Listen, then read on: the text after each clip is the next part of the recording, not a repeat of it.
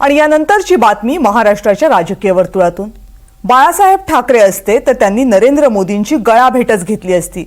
हे उद्गार आहेत केंद्रीय गृहमंत्री अमित शहा यांचे आणि त्याला संदर्भ आहे ऑपरेशन सिंदूरचा। महाराष्ट्रामध्ये येऊन अमित शहांनी बाळासाहेब ठाकरेंबद्दल हे वक्तव्य केलं आणि त्याला संजय राऊतांनी जोरदार प्रत्युत्तर दिलं। पहलगाम हल्ल्याची जबाबदारी घेऊन अमित शहा यांनी राजीनामाच द्यायला हवा होता याचा राऊतांनी या निमित्तानं पुनरुच्चार केला आणि अशोक चव्हाणांच्या घरी अमित शहांनी स्वीकारलेल्या आदरातिथ्याबद्दल जोरदार टीकाही केली।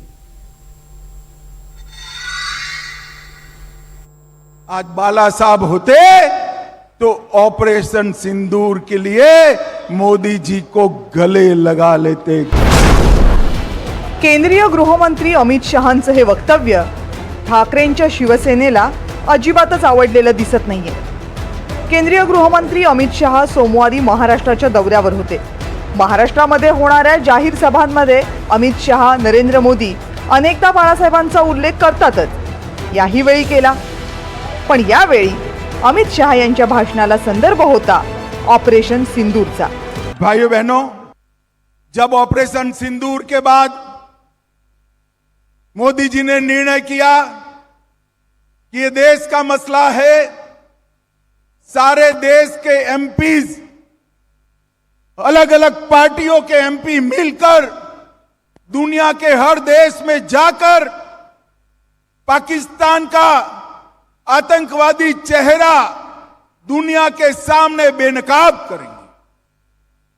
सर्वदलीय प्रतिनिधिमंडल बने तो उद्धव सेना के एक प्रमुख नेता ने कहा ये किसकी बारात जा रही, मुझे मालूम नहीं होता ये उद्धव सेना को क्या हो गया है। ये बाला साहब की पार्टी हुआ करती थी एक जमाने में, आज बाला साहब होते तो ऑपरेशन सिंदूर के लिए मोदी जी को गले लगा लेते, गले लगा लेते। और ये उद्धव सेना सर्वदलीय प्रतिनिधिमंडल जिसमें उनके भी मेंबर गए हैं उसको बारात कहने का काम करती है।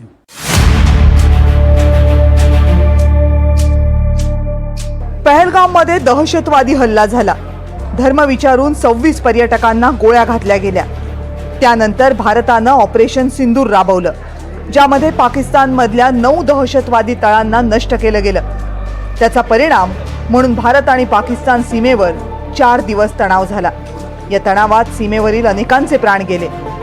पहलगामचा हल्ला हे केंद्र सरकारचं अपयश आहे आणि अशा अपयशाला बाळासाहेबांनी पाठीशी घातलं नसतं असा पलटवार राऊतांनी केला। प्रेसिडेंट ट्रम्पच्या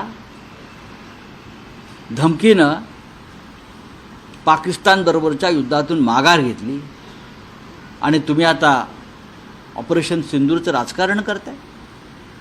मी परत सांगतो, अमित शहा थोडी जरी नैतिकता शिल्लक असेल तर राजीनामा द्या आणि बाळासाहेब ठाकरेंची शिवसेना, हिंदू हृदय सम्राटांची शिवसेना तुम्ही तुमच्या स्वार्थासाठी फोडलीत, त्याबद्दल बाळासाहेब ठाकरेंनी तुम्हाला काय मिठी मारली असती काय?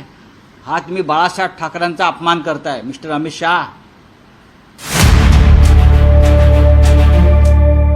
नरकातला स्वर्ग या नुकत्याच प्रकाशित झालेल्या आपल्या पुस्तकात संजय राऊत यांनी अमित शहा आणि बाळासाहेब ठाकरे यांच्या भेटीचा उल्लेख केलाय।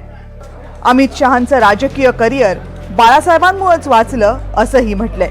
त्या पुस्तक प्रकाशनानंतर अमित शहा यांचा हा पहिलाच महाराष्ट्र दौरा होता। यांच्या कर्मदारिद्र्यपणामुळे आणि हे तिकडे राजकारण करतायत। अमित शहांचा राजीनामा आणि राजीनामा घेण्याचं जबाबदारी ही नरेंद्र मोदींची होती आणि हे सांगतायत आम्हाला की आज जर माननीय शिवसेना प्रमुख असते, आज शिवसेना प्रमुख असते तर त्यांना पश्चाताप झाला असता। महाराष्ट्रातल्या या दौऱ्यादरम्यान अमित शहा यांनी अशोक चव्हाणांकडे पाहुणचार घेतला, त्यावरूनही संजय राऊतांनी निशाणा साधला। तर आदर्श घोटाळ्यातल्या अशोक चव्हाणांकडे जाऊन आमरसपुरी खायला बसले, बरं का। आमरसपुरी आणि ढोकळा असा काल बेत होता अशोक चव्हाणांकडे नांदेडला इथे देशात काय चाललेलं आहे, अजून या आमच्या 26 माय भगिनींच्या घरातला आक्रोश संपलेला नाही. आणि हे अशोक चव्हाणांच्या घरी आदर्श फेम त्यांनीच सांगितलं ना, त्यांच्या घरी आमरस पुरी आणि ढोकला खायला होता. अख्खी मुंबई काल बुडाली आहे यांच्या कर्मदारिद्र्यपणामुळे, आणि हे तिकडे राजकारण करत आहेत.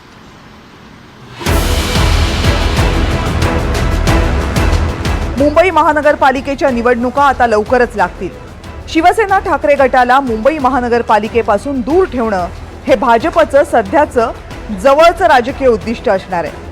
त्यामुळंच भाजपच्या भाषणांमध्ये बाळासाहेबांचा उल्लेख वारंवार आला तर फारसं आश्चर्य वाटायला नको. त्यामुळं पालिका निवडणुका होईपर्यंत या जुगलबंदी सुरूच राहणार हे नक्की. Bureau report, NDTV Marathi.